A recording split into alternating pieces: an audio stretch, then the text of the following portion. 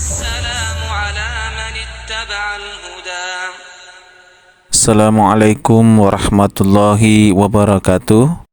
Selamat datang kembali di channel Nurul Haq, sebuah channel yang insya Allah akan menawarkan berbagai alternatif untuk menjawab beragam keberatan yang ditujukan terhadap Islam dan juga tawaran mengenai keagungan serta keindahan ajaran-ajaran Islam. Pada kesempatan video kali ini dan mungkin beberapa video selanjutnya, saya akan membahas mengenai jawaban terhadap konten yang diposting dari salah satu channel YouTube yang bernama Isa dan Islam, di mana salah satu tema yang dibahas dalam channel tersebut adalah mengenai 6 ayat Al-Quran terpenting tentang Isa Al-Masih. Sesuai dengan judulnya, pemilik channel tersebut mengutip 6 ayat Al-Quran dan sedikit tambahan dalam kitab Injil tentang kedudukan Nabi Isa alaihissalam.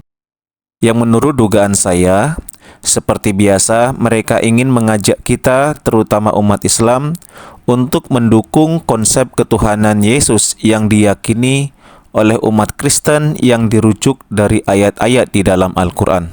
Adapun ayat-ayat Al-Quran yang dikutip dalam tema yang dibahas adalah: pertama, Al-Quran Surah Ali Imran atau surah ketiga ayat ke-45.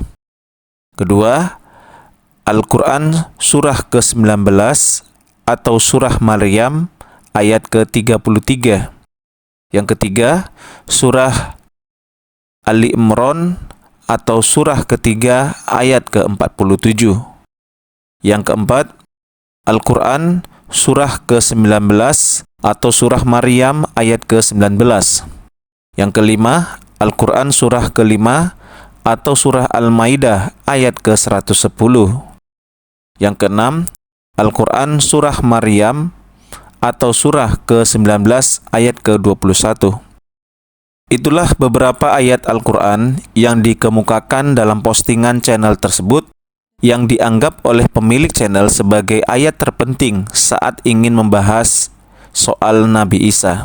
Seperti yang telah saya utarakan di awal tadi, insya Allah dalam video ini maupun dalam video-video berikutnya, saya akan memberikan komentar satu persatu dari ayat-ayat tersebut. Sebelum saya memberikan komentar mengenai ayat pertama yang disebutkan dalam video tersebut, izinkan saya untuk menyampaikan hal-hal sebagai berikut. Pertama, sebagai umat Islam, saya meyakini bahwa seluruh ayat-ayat Al-Quran adalah sangat penting, termasuk di dalamnya mengenai kedudukan Nabi Isa alaihissalam. Oleh karena itu, dengan membatasi hanya 6 ayat Al-Quran yang terpenting saat membahas soal Nabi Isa alaihissalam, hal itu merupakan pemahaman yang salah. Apalagi ketika memberikan tafsir atau narasi untuk mendukung keyakinan bahwa Nabi Isa adalah bagian dari ketuhanan. Padahal, banyak juga ayat-ayat Al-Quran yang secara jelas dan tegas menyatakan bahwa Nabi Isa alaihissalam adalah seorang Rasul. Nabi Isa adalah utusan Allah. Dan juga ada ayat-ayat yang mengatakan kafirlah, sesatlah mereka yang mengatakan Isa alaihissalam sebagai Tuhan. Termasuk ada ayat-ayat yang menyatakan kecaman Tuhan terhadap konsep Trinitas dan akidah syirik lainnya. Ayat-ayat tentang tema-tema yang saya sebutkan tadi juga bernilai terpenting dalam Al-Quran, yang harusnya juga disebutkan saat membahas mengenai kedudukan Nabi Isa alaihissalam. Hal kedua yang harus diperhatikan adalah, di dalam ajaran Islam, keyakinan tentang ketauhidan merupakan ajaran yang paling utama dan yang menjadi dasar dari semua ajaran Islam. Menurut Islam, tauhid sejati adalah beriman kepada eksistensi Allah Ta'ala, menerima keesaannya, sibuk dalam ketaatan, dan mendapatkan ridha Allah Ta'ala yang maha sempurna dan tenggelam dalam kecintaan kepadanya. Tauhid bukanlah sekedar mengucapkan kalimat La ilaha illallah, sedangkan di dalam hati terdapat ribuan berhala. Bahkan orang yang memberikan keutamaan kepada pekerjaan, rencana, tipu daya atau daya upayanya, yang mana keutamaan tersebut seharusnya hanya untuk Allah Ta'ala.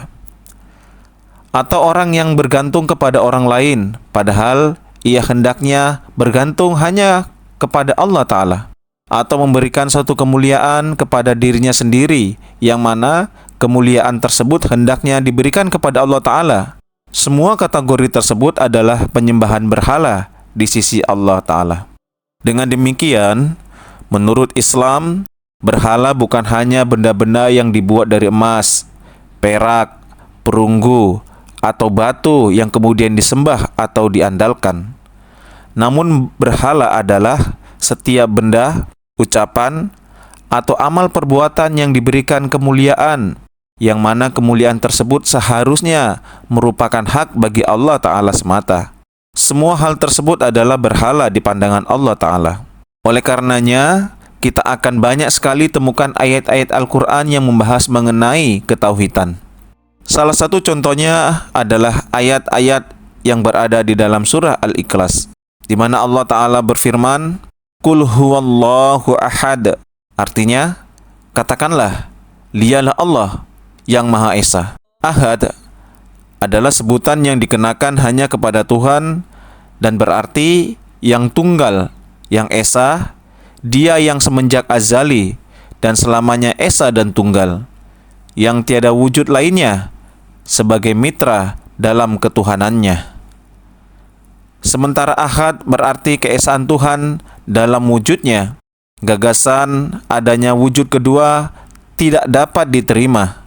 Maka wahid berarti kemandirian Tuhan dalam sifat-sifatnya. Dengan demikian, ungkapan Allahu wahidun akan berarti bahwa Tuhan itu wujud tertinggi dan merupakan cikal bakal serta sumber yang darinya telah lahir segala jenis makhluk.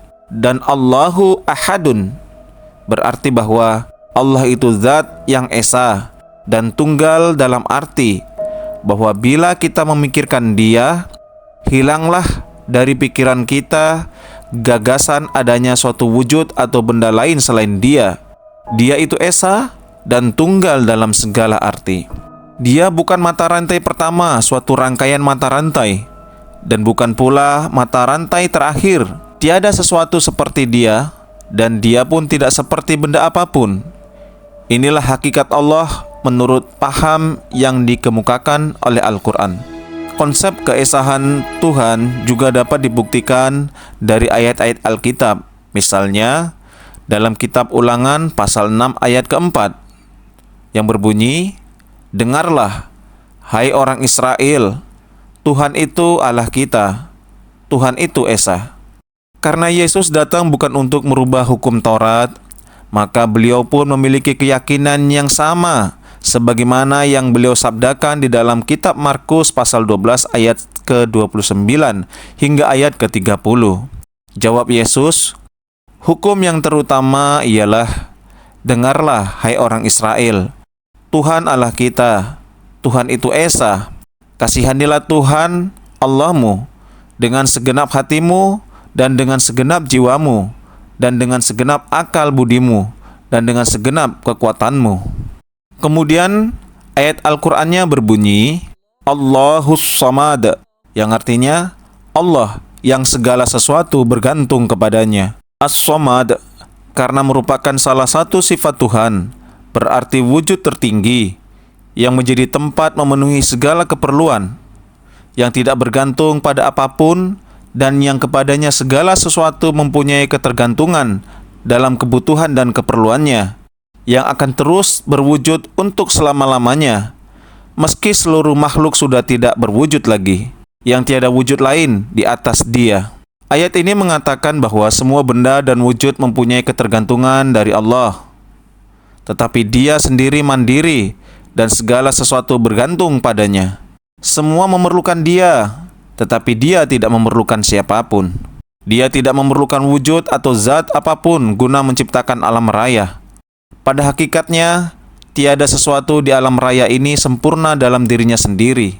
Tiap sesuatu bergantung pada sesuatu yang lain untuk kehidupannya.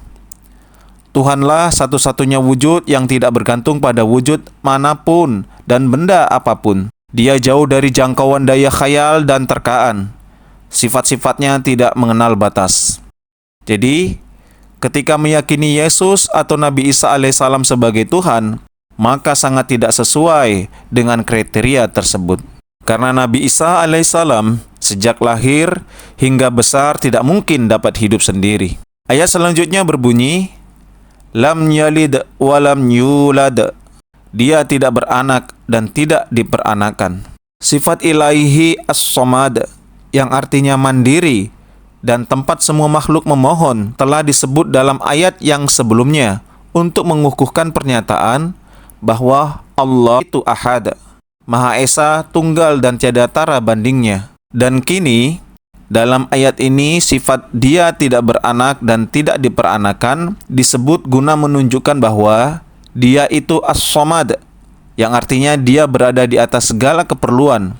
Sebab anggapan adanya keperluan padanya itu timbul dari pikiran. Dia memerlukan bantuan dari seorang orang lain, yang tanpa orang itu dia tidak dapat menjalankan pekerjaannya, dan yang harus melanjutkan pekerjaannya sesudah dia mati. Sebab semua wujud yang menjadi pengganti atau yang digantikan wujud lain tunduk kepada hukum maut. Allah tidak menggantikan siapapun dan tidak akan digantikan oleh siapapun. Dia sempurna dalam semua sifatnya, dan dia itu azali, abadi, dan mutlak. Dengan dilahirkannya Yesus menunjukkan bahwa dia bukanlah Tuhan. Ayat terakhir dari surah Al-Ikhlas tersebut adalah walam yakul lahu kufuwan ahad, dan tidak ada baginya sesuatu pun yang setara. Ayat ini menghilangkan suatu keraguan yang mungkin timbul dan boleh jadi ditimbulkan karena ayat yang mendahulinya. Anggaplah bahwa Allah itu Maha Esa, tunggal, dan mulia lagi mandiri tanpa bergantung pada wujud lain. Dan anggaplah bahwa dia tidak beranak dan tidak diperanakan, tetapi boleh jadi ada wujud lain seperti dia yang mungkin memiliki semua sifat yang dimilikinya. Ayat ini menghapus kesalahpahaman itu. Ayat ini mengatakan bahwa tiada wujud lain seperti Allah. Akal manusia pun menuntut bahwa harus ada satu pencipta dan pengawas seluruh alam raya. Dengan demikian, surah ini mencabut akar-akar semua itikat kemusyrikan yang terdapat dalam suatu agama lain. Dari apa-apa yang telah saya utarakan tadi, menjadi jelas bagi kita bahwa Islam sangat menekankan konsep ketauhidan. Oleh karenanya, Islam sangat menentang konsep Trinitas, serta keyakinan bahwa Nabi Isa alaihissalam adalah Tuhan. Jadi, kembali lagi membahas komentar dari konten YouTube Isa dan Islam dengan judul 6 ayat-ayat terpenting dalam Al-Quran tentang Nabi Isa alaihissalam, yang isinya mengarahkan agar para penyimak mendukung keyakinan di mana di dalam Al-Quran pun ada ayat-ayat yang mengindikasikan bahwa Nabi Isa alaihissalam adalah Tuhan. Mengenai hal itu dengan tegas kami sebutkan bahwa Islam menolak konsep tersebut. Nabi Isa alaihissalam hanya utusan Allah dan bukan bagian dari unsur ketuhanan. Untuk menguatkan argumentasi tersebut, saya akan sampaikan beberapa contoh ayat Al-Qur'annya. Pertama, penolakan terhadap konsep Trinitas.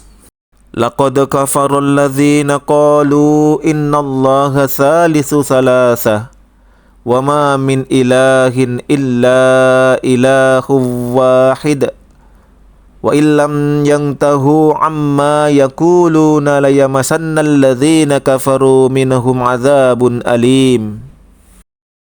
Yang artinya, sungguh ingkarlah orang-orang yang berkata, sesungguhnya Allah itu ketiga dari yang tiga. Padahal tiada Tuhan melainkan Tuhan yang Esa. Dan jika mereka tidak berhenti dari apa yang dikatakan mereka, maka pasti azab yang pedih akan menimpa orang-orang yang ingkar di antara mereka. Surah Al-Maidah ayat ke-73. 2. Ayat Al-Quran yang menolak keyakinan bahwa Tuhan memiliki seorang anak.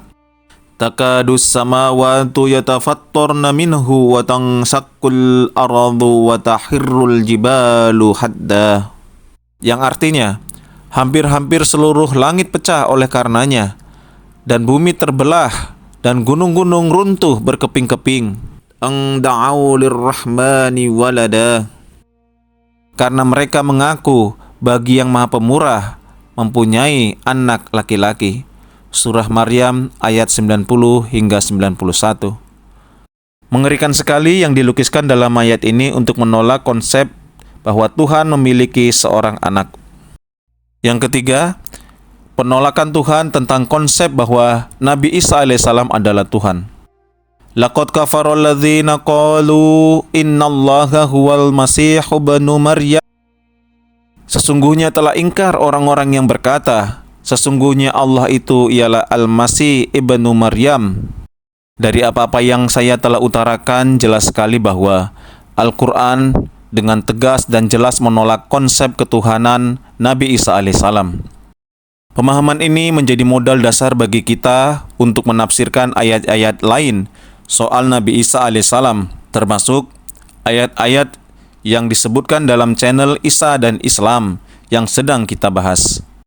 Mengenai komentar-komentarnya, insya Allah kita akan bahas dalam episode selanjutnya, di mana kita akan membahas satu persatu dari ayat-ayat yang telah disebutkan di dalam channel Isa dan Islam tersebut.